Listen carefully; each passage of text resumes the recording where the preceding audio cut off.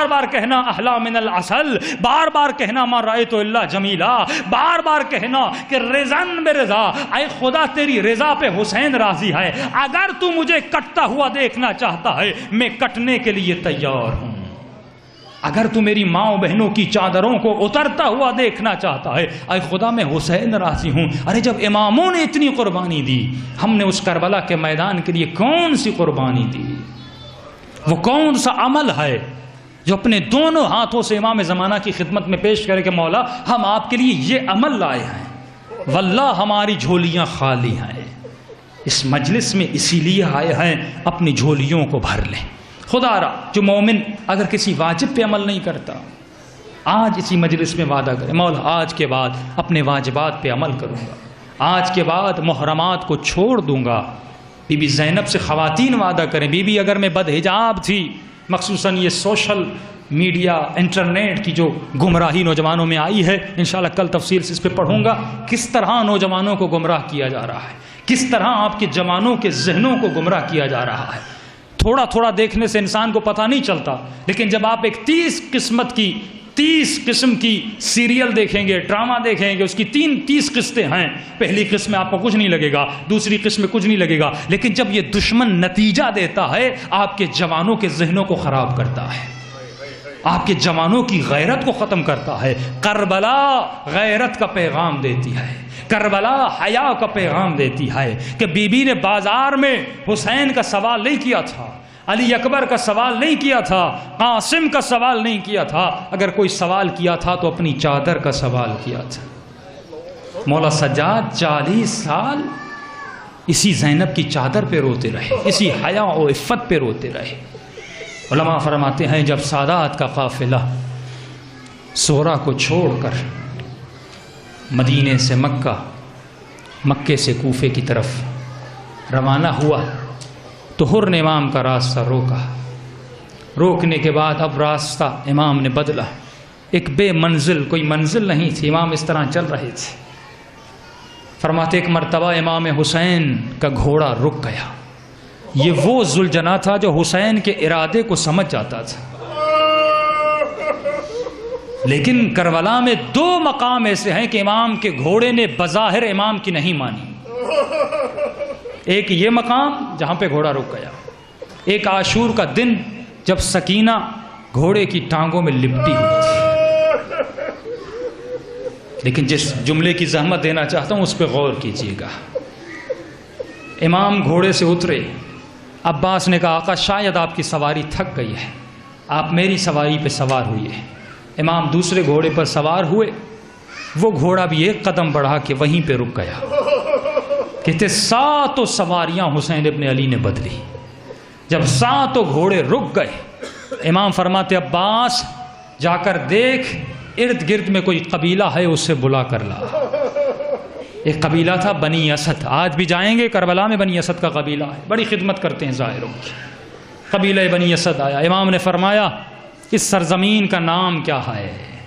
کسی نے کہا شط فرات، کا کوئی اور نام ہے؟ کسی نے کہا نینوا، کا کوئی اور نام ہے؟ کا کوئی اور نام نہیں ہے، کہ اپنے بزرگوں کو لاؤ۔ ایک بوڑھے کو لایا گیا جو چارپائی پہ سوار تھا، امام نے کہا بتا اس سرزمین کا کوئی اور نام ہے؟ کہتے مولا ہاں میں نے اپنے بزرگوں سے سنا تھا کہ کہتے تھے اس سرزمین کو کرب و بلا بھی کہتے۔ امام فرماتے عباس اپنی سواریوں کو اتارو، محملوں کو اتارو، خیموں کو لگاؤ، اب یہیں پہ قیام کرنا ہے۔ ایک مرتبہ یہ بوڑھا کانپنے لگتا ہے، کہتا اے نواس رسول یہاں پہ مت رکیے، کیونکہ ہمارے بزرگوں نے کہا تھا جو بھی نبی یہاں سے گزرا، نبی ہو یا نبی کا بیٹا ہو، ان نبیوں نے خون کے زخم کھائے تھے، مت رکیے یہاں۔ امام فرماتے نہیں میری منزل یہی ہے۔ اب امام ان سے مذاکرات کرنے لگے، جیسے جناب زینب کا خیمہ لگا، ایک مرتبہ جناب زینب نے جناب فضہ کو کہا اماں فضہ جا کر حسین کو بلا کر لا۔ جیسے امام حسین کو بلایا گیا، بی بی زینب فرماتی ہے بھیا حسین یہ کیسی جگہ ہے، مجھے گھٹن ہو رہی ہے، مجھے گھبراہٹ ہو رہی ہے، جب سے میں اس خیمے میں آئی ہوں مجھے کسی بی بی کے رونے کی آوازیں آ رہی ہیں۔ یہ بی بی کون ہے جو زار و قطار ہو رہی ہے؟ امام حسین فرماتے بہن زینب تو نے آواز کو نہیں پہچانا؟ کہ بھیا آواز جانی پہچانی لگ رہی ہے۔ کہ بہن زینب ہماری اماں زہرا کی آواز ہے، یہ وہی مقام ہے جہاں پر میری گردن کٹے گی، یہ وہی مقام ہے جہاں پر تیری چادر لٹے گی۔ کہ بہن زینب مجھے جانے دے، میں بنی اسد کے قبیلے سے کچھ مذاکرات کرنا چاہتا ہوں۔ امام آئے مذاکرات کرنے کے لیے۔ کہ اے بنی اسد، میں تمہاری اس زمین کو خریدنا چاہتا ہوں۔ کہ آقا خریدیں کیوں؟ آپ جتنی دیر مہمان رہنا چاہتے رہیں۔ امام حسین فرماتے نہیں نہیں، میں کچھ دیر کے لیے نہیں آیا، اب مجھے یہاں پر قیامت تک رہنا ہے۔ تو وصیتیں کی امام حسین نے، جس کے لیے میں نے زحمت کی پورا واقعہ سنایا۔ ایک وصیت امام نے کی جو میں عاشور کو سناؤں گا۔ مولا فرماتے ہیں جب ہم قتل ہو جائیں تو ہمیں دفن کرنے آنا، ایک ایک مٹی کا ہاتھ اٹھا کے ہماری قبروں پہ ڈال دینا۔ لیکن دوسری وصیت بڑی عجیب ہے عزادارو، شیعو، اس وصیت میں حسین نے عباس کو یاد نہیں کیا، اکبر کو یاد نہیں کیا، اصغر کو یاد نہیں کیا، قاسم کو یاد نہیں کیا، زینب کو یاد نہیں کیا۔ ابھی کربلا شروع نہیں ہوئی، حسین نے تمہیں یاد کیا۔ میں قربان اپنے آقا پہ، کیا وصیت کی؟ کہ اے بنی اسد کے قبیلے، جب میں شہید ہو جاؤں دنیا کے کسی بھی کونے سے میرا عزادار آئے، 3 دن میرے عزادار کو کھانا بھی کھلانا، پانی بھی پلانا۔ میں کہوں مولا کتنی فکر ہے آپ کو ہماری۔ سکینہ پیاسی ہے لیکن حسین کو تیری پیاس کی فکر ہے، حسین کو تیرے بھوک کی فکر ہے۔ اتنا فکر مند ہے تیرا آقا، اس وقت بندوبست کیا کربلا میں، لیکن عزیزو ہم نے اپنے مولا کے کون سا بندوبست کیا ہے؟ میں تو کہوں گا مولا میں شرمندہ ہوں، کچھ نہیں لایا سوائے گناہ کے، کچھ نہیں لایا سوائے خطاؤں کے۔ لیکن مولا آج اس مجلس میں توبہ کرنے آیا ہوں کہ کم از کم سکینہ کے زخمی کانوں کا واسطہ، مولا ان بیویوں کی پیاس کا واسطہ ہم سے راضی ہو جا، اتنے کریموں کے ماننے والے ہیں۔ آئیے امام حسین کو سلام پیش کرتے ہیں۔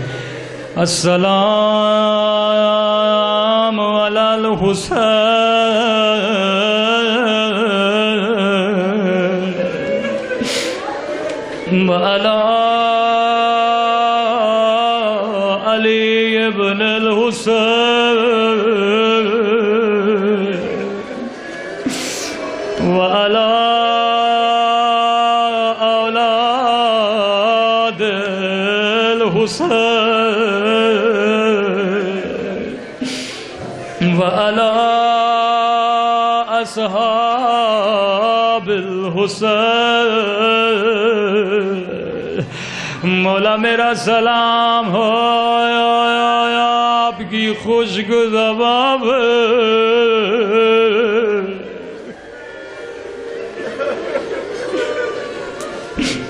میں قربان آپ کی مہربانی پہ،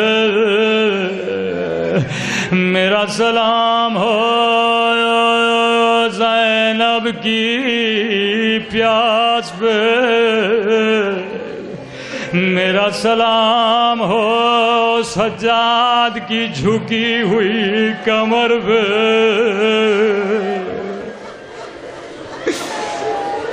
میرا سلام ہو سکینہ کے زخمی کانوں پہ۔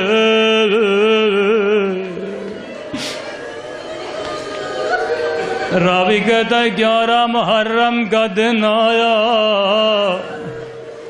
خیمے جل چکے تھے، گردنیں کٹ چکی تھی،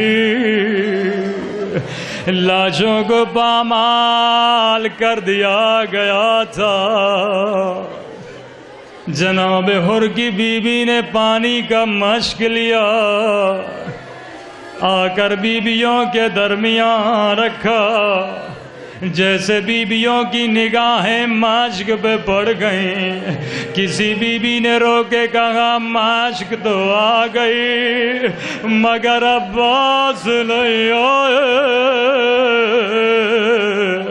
کسی بیوی نے کہا ماشک تو آ گئی مگر علی اکبر نہیں آئے۔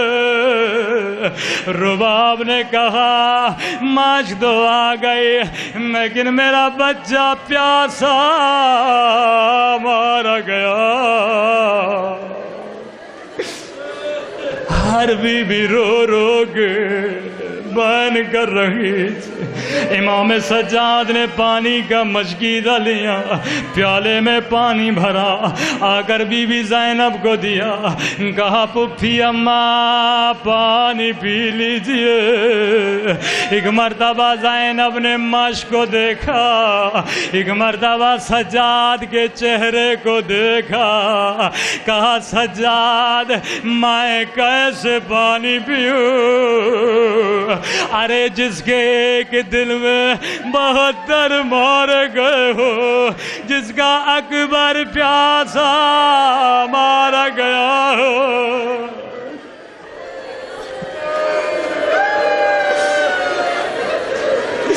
ارے سجا اسے کہتے ہو پانی پی لے۔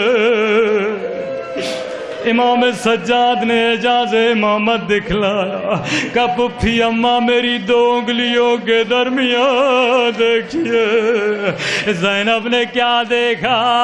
محشر ہے، حوض کوثر ہے، نانا رسول خدا کھڑے ہیں، بابا علی موجود ہے، اماں زہرا موجود ہے، حسین موجود ہے۔ نانا کہہ رہے حسین پانی پی لے، علی کہہ رہے میرے لال پانی پی لے، ماں کہہ رہی ہے میرے لال اب تو پانی پی لے، حسین کہہ رہے ہیں اماں میں پانی کیسے پیوں؟ ابھی میری زینب پیاسی ہے، ابھی میری سکینہ پیاسی ہے،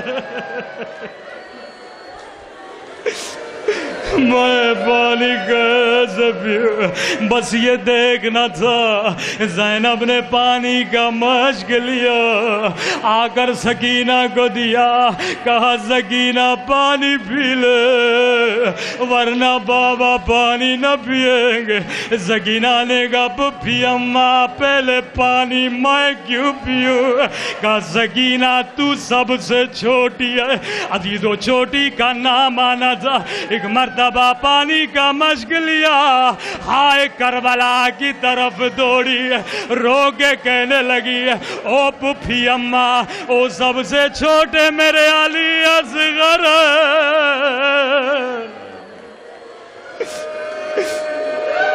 میرا اصغر پیاسا، میں کیسے پانی پیوں؟ آئے خدا تجھے سکینہ کی پیاس کا واسطہ، تجھے سجاد کی مظلومیت کا واسطہ، ہمارے صغیرہ کبیرہ گناہ بخش دے، ہمارے والدین کے گناہ بخش دے۔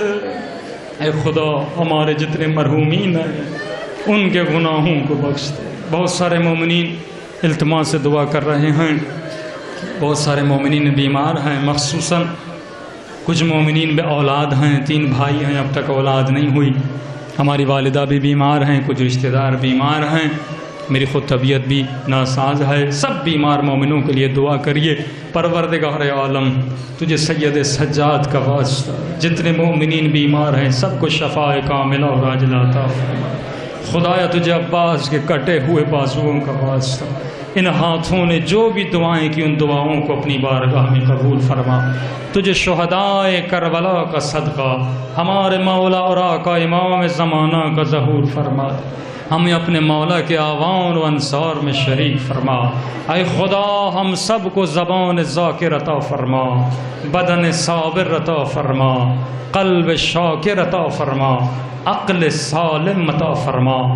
ربنا تقبل منا انک انت السمیع العلیم۔ صلوات پڑھے محمد۔